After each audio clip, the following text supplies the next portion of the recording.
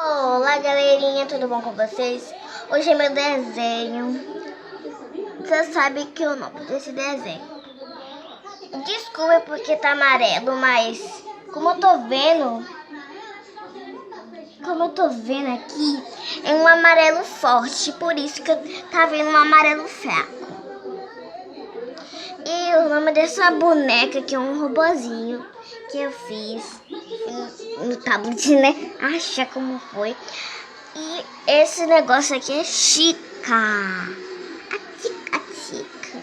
A Chica segurando o bolinho dela. Aqui ficou muito horrível, porque essa parte aqui, gente... tá vendo, gente? Essa parte aqui ficou muito horrorosa. Eu não gostei, porque eu não tinha prestado atenção. Foi assim meu desenho. Copiem.